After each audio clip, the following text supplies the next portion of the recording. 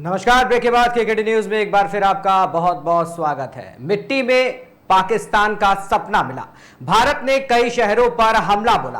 पाक में तबाही का मंजर लाहौर, पेशावर से लेकर कराची तक दिखाई दिया। भारत के प्रहार से पाकिस्तान दहला उठा। हमले के बाद पाक में हाहाकार मच गया। पाकिस्तान पर आसमान के बाद समंदर से कहर बरपना शुरू हुआ।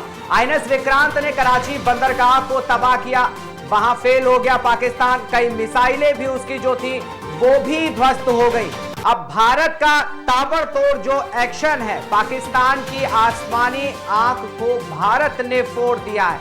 AWACS विमान पाक के पंजाब में गिरा, तो 2 JF-17 और एक F-16 भारत ने गिराए।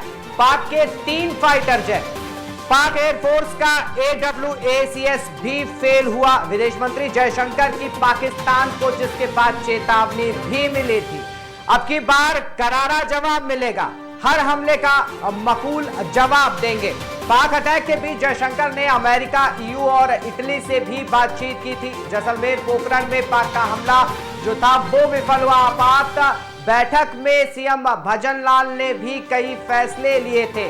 तो हाई अलर्ट पर भी राजस्थान और पाकिस्तान अटैक के बीच पंजाब जो दिल्ली IPL मैच था वो भी रद्द करना पड़ा। तो शेष मैचों पर फैसला फिलहाल आज लिया जाएगा। प्लेयर्स को स्पेशल वनडे भारत से निकाला जाएगा। एक गुरुवार की शाम पाकिस्तान की ओर से भारत के कई सीमावर्ती इलाकों में मिसाइल से हमले की कोशिश की गई थी, जिसे भारतीय एयर डिफेंस सिस्टम ने नाकाम कर दिया था।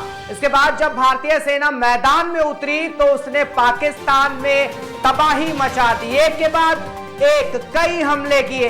भारत ने पाकिस्तान के फाइटर जेट भी मार गिराए। तो भारत का पाकिस्तान जो पलटवार था वो काबिले तारीफ था। लाहौर, कराची में धमाके जो थे वो दिखाई दे रहे थे, सुनाई दे रहे थे। LOC पर भीषण गोलाबारी शुरू हो गई। जम्मू कश्मीर जैश के 7 आतंकी जो ढेर हो गए। 3 भारत ने पठानकोट और जैसलमेर में पाकिस्तान के फ्लाइटर जेट भी मार गिराए थे। तो पाक एयरफोर्स का एक पायलट जो था वो भी कब्जे में भारतीयों के आ गया था। 4 S-400 ने फुर्त किए पाक के सारे हवाई हमले। भारत को कोई भी नुकसान नहीं हुआ। तो रक्षा मंत्रालय ने इसकी पुष्टि भी की। 5 हथियार नहीं, महाबली है S-400 एयर डिफेंस। तो S-400 एयर डिफेंस ने पाकिस्तान के जो मंसूबे थे उन मंसूबों को कहीं ना कहीं मिट्टी पलीत कर दी। उनकी मिसाइल सिस्टम को आप इस तरह भी समझ सकते हैं कि ये हथियार नहीं, महाबली है। इसके सामने किसी भी साजिश जो है वो नाकाम हो जाती है। यह आसमान से आ रहे हमलावर विमान, मिसाइल और ड्रोन को पल भर में खाक कर देता है। भारत ने चीन और पाकिस्तान से खतरे को ध्यान में रखते हुए रूस से ये डिफेंस सिस्टम खरीदा था। भारतीय नौसेना ने कराची पोर्ट को ये तबाह कर दिया।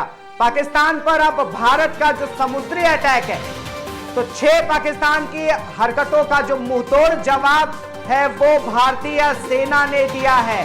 फिलहाल अलर्ट मोड पर सरकार है। PM मोदी पल पल की जो अपडेट है वो लगातार ले रहे हैं।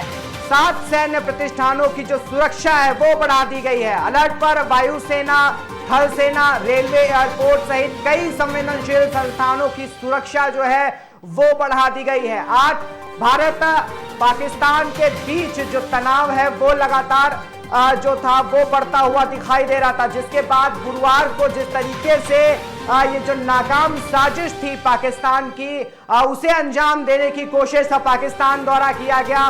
तो जिसके बाद अमित शाह जो थे उन्होंने फिलहाल आपको बता दें कि रांची का जो दौरा है वो भी उन्होंने रद्द कर दिया है। पूर्वी क्षेत्रीय परिषद की जो मीटिंग थी उन्होंने स्थगित कर दी है।